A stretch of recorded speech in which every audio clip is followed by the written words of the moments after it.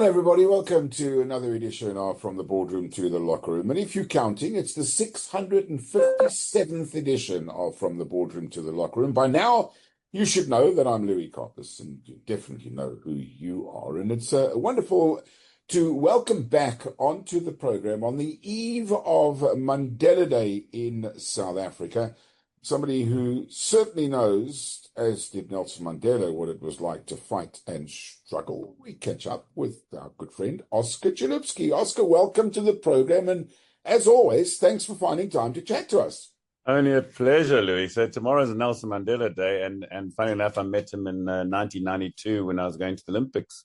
And I was sort of the spokesman captain of the Olympic team. So he's a very, very famous guy, but a super nice guy and somebody that every sportsman owes a debt of gratitude to him, because he made everything happen, because we were in isolation for such a long time, especially in my prime years. And also tomorrow is my son's wedding in London, and I'm here in London.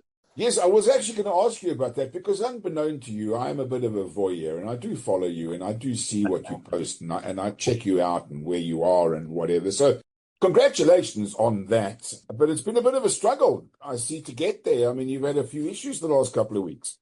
Yeah, no, it's been tough. I mean, it's an interesting thing having cancer. I mean, as I say, number one, I never thought I'd even make this day. And they were thinking of putting the date forward and things like that. In September, I was also given my last rites. So that was quite tough. But again, if you've got a strong mind and the will to live, you can live. And I think that's an important lesson to everybody listening out there. You don't have to give up, So if you've got a strong mind and got strong people around you, you can really keep pushing. So, yeah, and then last week I was in Joburg, and then I had a bout of fevers, 2 fevers in a row, 2 days in a row I had fever. And then for somebody that's got a cancer like myself, it's a little bit dangerous. But again, I just fought through it and got through it. And that's the most important thing, lessons in life, is that if you really keep your mind very strong, I can assure you can overcome anything. And that's what I did. And that's why I'm here in London, which is nice and warm. It's nice to get out to chilly Joburg and rainy Cape Town. So I'm definitely enjoying it here. And as I say, it's a very special occasion. I know that you're a very humble guy, and I know that you're not going to accept what I'm about to say, but you don't have a choice, because I'm going to say it anyway. There's a similarity between yourself and the great Nelson Mandela in terms of the fact that if ever there was a fighter, and I don't mean this as in a violent fighter, I mean somebody who championed for the good of our country and fought for everything that he believed in. You are also one of those people that, and I know you said you've had the last rites read to you many times, and here you are still chatting to me on the program. You will also go down as not just a fighter in your kayak or on the water and in all the great sporting achievements that you've had, but also a fighter who just believes that life is there to live and you will never, ever give up.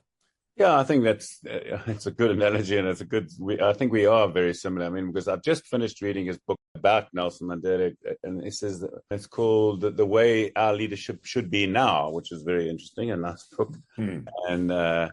And again, you have to have the resolve, when you're going through tough times, and you've got to realize that if you help other people, they'll help you. And I think that's the thing that Nelson really did so well. I mean, he really made sure that he was helping other people, and they all helped him, all world leaders, everything. It's the same as me. When on my deathbed and I needed to raise money for all the treatment I'm having. I mean, the first lot of treatment was 600,000. Thank goodness it was paid by the Portuguese government. And then it came back to South Africa. It's 240,000 rand a month. Now, not many people can afford that. But again, I did my own sort of crowdfunding. I said, okay, guys, I'm in trouble.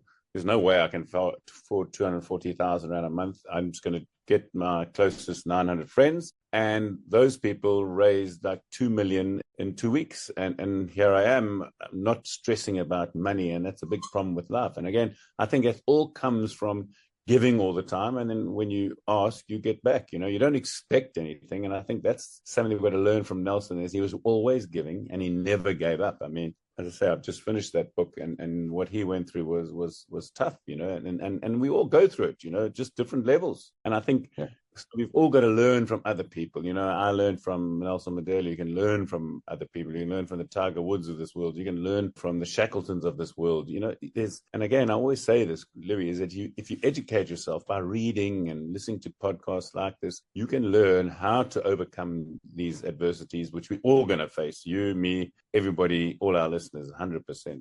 I love the way you say 900 closest friends. I mean, I know you do have a hell of a lot of friends. I mean, a lot of people support you. And again, the similarities, the learnings that we've taken out of the great Nelson Mandela, a lot of what you're doing, I guess, is also so people can take learnings not only from yourself, but also all the research that goes on, all of the treatments that you've had. And perhaps one day somebody else can benefit from what you've gone through. No, 100%. And again, I do a lot of alternative stuff, like fasting for 21 days. People say you're crazy, but let me tell you, that got me off my deathbed. You have to do things differently, and you got to find different ways of doing things all the time. So, and that's comes from educating yourself. So it's interesting that at the end of this month, I should have my new version of my book, because I sold out of my book. And again, my book is all about trying to help people overcome adversity. And I've added an epilogue where I explain the last 2 years where I've been on my deathbed a few times. So that should also be another helpful sort of reading for people. And again, I think that's what we need. I mean, we're going to learn things and we never even know that what we did is special. In fact, when I first got cancer, I started fasting before every chemo session and I never got sick. Now that's become medical advice 6 years later, 5 years later. So for those people who just listening to you and I chat for the first time, let's just explain to them, not let us explain, you can explain to them what form of cancer you have and how you've had to overcome it, besides the fasting and all the other treatments that you've had, because it has been revolutionary, and like you say, you should have been gone a long time ago and we should have had something written on your tombstone. Yeah, no, on the 25th of November, I went for an MRI and then got the results, and they had a tumor on my spine. And then the doctor then, in the 25th of 2019, said, "Oh, no, you got 6 months." He said, "This is a secondary cancer, and I think the primary is you gonna give yourself 6 months and come back to South Africa." And when I came back to South Africa at Groote Schuur, they eventually found out what the primary cancer was, and the primary cancer is a multiple myeloma or bone marrow cancer, which is one of the very few cancers there is absolutely no cure at this stage. And then I have never not been on chemo from that day till today, which is coming up for 6 years. So I've spent my life on chemo, and with the chemo, then I got skin cancer because your immune system is so low that they always cutting bits out of my head and my ear and everything all the time. But I mean, that just goes with the territory. It's a few cuts and bruises and a few punches there, and then on the way, your immune system's so low. So I had like a cough for like 6 months, like these things are just terrible, you just can't fight things. But again, I never let that weigh me down. I keep trying, and now for the first time for a long time, I'm sort of not bad, so I can start training again. I can't start training too hard because we've got the World Surf Ski Championships in Durban in October, which is going to be very exciting for South Africa, so. And we're sort of one of the best surf ski nations in the world. So it's going to be a lot of fun. When we look at your schedule, or when I look at your schedule, as I say, I follow you. I mean, you're in Portugal, you're in London today, then you're in Cape Town, then you're in Johannesburg. I mean, just somebody who is 100% healthy, that kind of works on somebody's body. How do you keep sustaining all this travel? Yeah, my wife doesn't get very impressed when I do all these things. She's always saying, "Oh, you can't do this. You're not supposed to. But again, I think it's a mindset. I just know I try and make travel as easy as I go from London, and then I'll go to South Africa, spend one night in hospital just to check what's going on with my chest, and then I fly to China, and then come back, and then I'm doing a lot of talks helping people overcome the odds, which I really enjoy, and I'm doing, as you know, flying all over the place to do those. And I think that's the whole thing about life. It's your attitude, is how you take it when you're in that queue and the people are incompetent to taking your tickets, and you just get frustrated. You got to actually say, "Hey, take a deep breath and be calm." It's difficult. So and again, I try and make it much easier than when I fly. I try and get the emergency exit, so I know what I'm doing. So there's a few little tricks you have to do in life, and again, the more you do it, the more you learn, and okay, I'm going to fly around a lot. this year, and you just know, and you prepare yourself mentally, because I think that's the most important thing. Your physical side, yes, sometimes you're down and out and you're sleeping on the whole plane because you've got a fever, but these things happen, and I think that you've just got to prepare yourself for the worst, expect the worst, and then hopefully it goes better.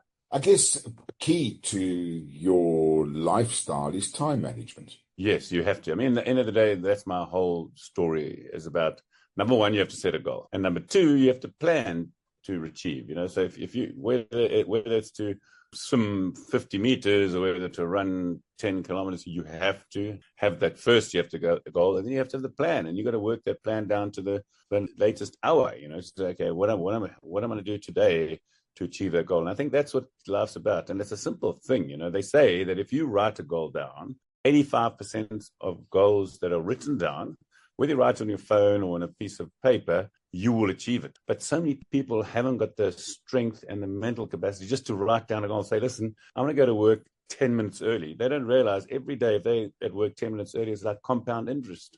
They're going to be better than the next person, And I think that's what I've done for a long time, since I was basically 15 years old. So I asked about time management. Where do you get all the time to do all of the things you do? And tell us how you've managed to put another extended version of your successful book out. Yeah. So again, what happened was that I'd run out of all the copies, which is 10,200 or whatever it is. There's none in South Africa. So then I decided, okay, let's not just redo another book.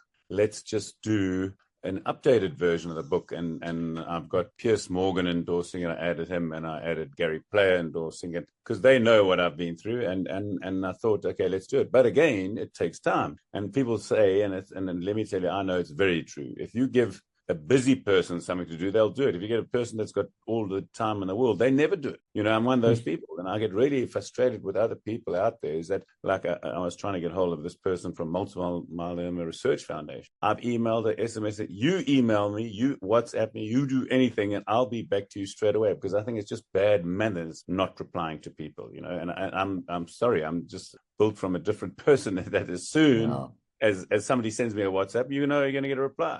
And it's going to be done instantaneously. If I can't reply immediately, I'll say, listen, I can't do it now. An hour or a day later, you'll get a reply. They'll never not reply to anybody. And that's the story of my life, is I make sure, that I reply. And that's what life's about. You just make time, And again, to make time, you have to sometimes wake up at 5:30 in the morning, and again, I have to try and get my 8 hours sleep. But again, you make time. And I think that's the thing that people don't realize. There's more than 18 hours out there. You've just got to make it, and make sure. And there's always this fantastic quote: make sure that you're doing the most constructive thing possible at any given time. So if you're sitting there doing nothing and watching silly TV, change up and say, okay, let me go and read, or let me go for a walk.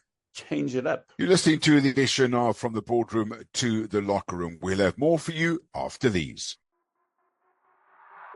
Hi, I'm Louis Karpas. Join me on the 658th edition on our third birthday on the preview show From the Boardroom to the Locker Room. We look forward to a fantastic sporting weekend, and we'd love you to join us for our third birthday. That's the 658th version of From the Boardroom to the Locker Room. That's next. So let's talk about the 80s and the 90s, before Mandela came along, in terms of changing South Africa, pre-apartheid, post-apartheid. When you look at those days and the success that you had then, and you look now at the amazing success that South Africa has had on the sports field, as one of the pioneers and the ambassadors of flying that new South African flag and carrying it at the Olympics, you must be really, really proud of the South African sportsmen and women. Yeah, no, it's fantastic. I mean, we don't realize, and I mean, probably people do, is that, again, just to give me one example, is that I never went to Junior Worlds, then things. I mean, look at this, look at our under-19 rugby team. We were excluded. So what happens, you don't realize that being the best at a sport takes years, it takes years, so, and it's sort of a culture, and we didn't have that. We had to go out there, and I mean, again, the first time I raced overseas, it was all clandestine, underhand, and then the people protest you. You can't do it. So it was really tough. But thank goodness we did it, because what happened, it kept us abreast with the competition. And I rarely saw it when I went to the Olympics. And I went to those Olympics, 92, thinking we're going to be good. And remember, we only got let in 1.5 years when Nelson was let out. And we went there, and let me tell you, we got a harding, an absolute harding, because we didn't know our standard. We never competed. And the interesting thing about that is that, and that's what I say all the time to anybody out there, in adversity is opportunity. From being beaten in the Olympics, I learned from that. I didn't cry about it. I learned from it. And from that day on, I never let anybody beat me. In fact, the guy that won the 1,000-meter K1 was an Australian, Clint Robinson. In 2012, at the age of 49, I beat him because I used my own method and my own coaching. But the most important thing is you have to compete. And the reason why myself and my brother Herman were so good is we competed against each other. We were basically number 1, 2 in the world, and that kept us abreast with the rest of the people. But when it came to sprinting, we were nowhere. And then you saw, as we were let in, Roland Skillman, our swimmers did fantastically. Penny Haynes and Zola and our other runner at that time, Joshua Tugwani. Yeah, just to go in. And then the other lady runner who was running with Zola just after her, also very good. Ilana Meyer. Ilana Meyer did fantastically. So, and again, we were lucky. We had, and it's happening now. Look at our sprinters. You got our sprinter, Sabang. Akani, Yeah, he's right up there, and that pulls everybody else up. You see, it pulls everybody up, and that's what we want to do in the whole of South Africa. Look at the rugby team. The rugby team is doing so well, and it's pulling all of the rugby up. So, and I wish we'd do that in South Africa, just like Mandela installed in us in the 80s, in the 90s. He did that, and he's pulling the nation up, and we need that in business as well. And this is how I'm in business, and you can see it's tough in South African business.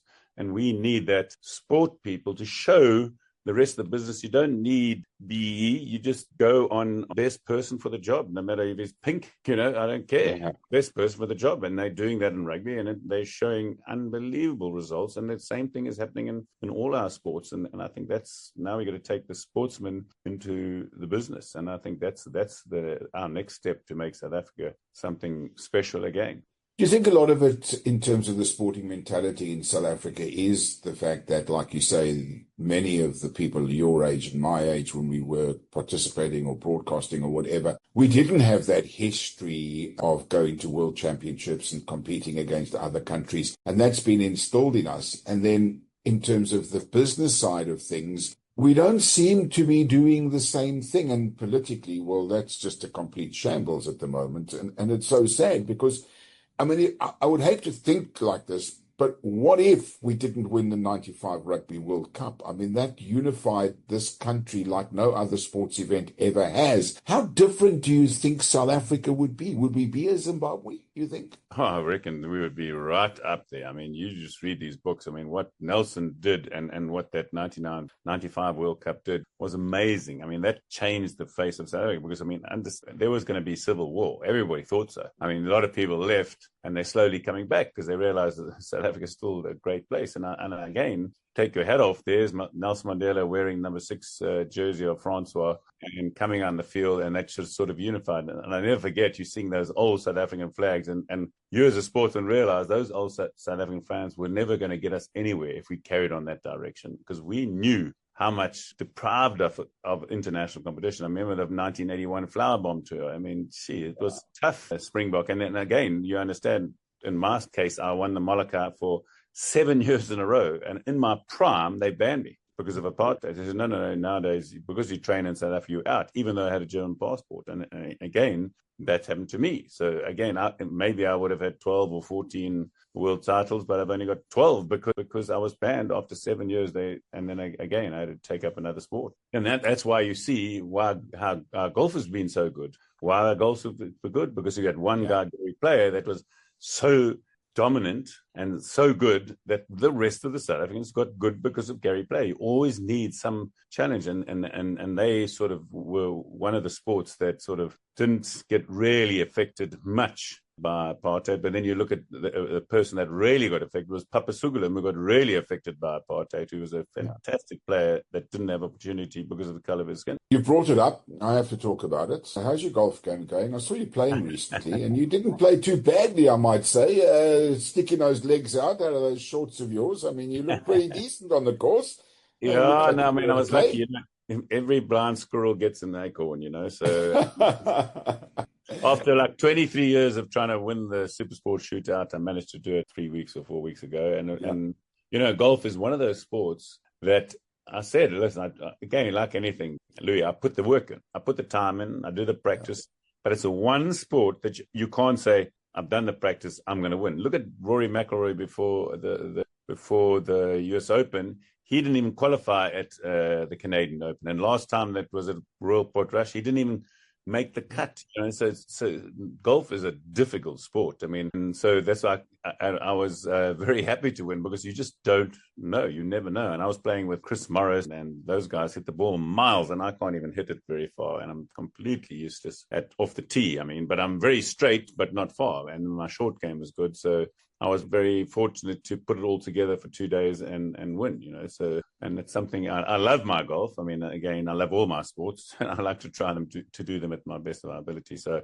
I put in the time. And again, that's a good lesson for all listeners, is that nothing comes easy. I don't care. The best Usain Bolt, he practices, believing me, to be the best. He just doesn't walk on the sprinting field. And I think you got to realize, I mean, you have to make sacrifices to get good. And I do. I mean, to go to the Olympics, it was tough. I mean, Olympics is a real amateur sport. You don't get any funding from that, especially in South Africa. And again, you have to move out of house, save, do all these things. And this is the kind of stuff you have to do to achieve what you want. You know, you have to make sacrifices. And I think I've made a few, you know. And then, like, it's interesting, even like when you're fighting cancer, I'll tell the doctor, say, listen, why don't you advise people to fast? He says, no, they won't do it. You know, they haven't got the will. I said, listen, you've got a choice. But as you know, if you're fasting, nobody makes money. And if nobody's making money, nobody cares, you know, which is the problem. So let's talk about No Retreat, No Surrender, the Pro-Am and Celebrity Golf Day coming up in August. I guess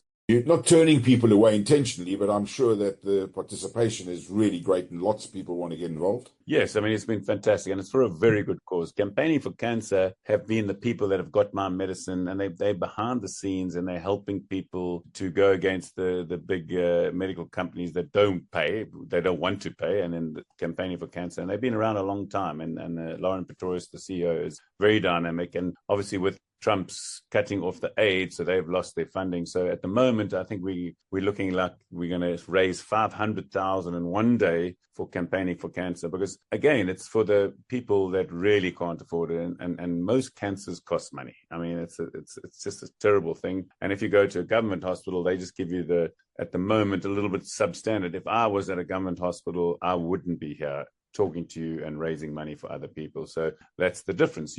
Some of these medicines are so expensive, and you just need money. And that's why raising for a good cause, and again, using my contacts, and it's at Joburg Country Club, and we've got all the pros, and we've got a few celebrities.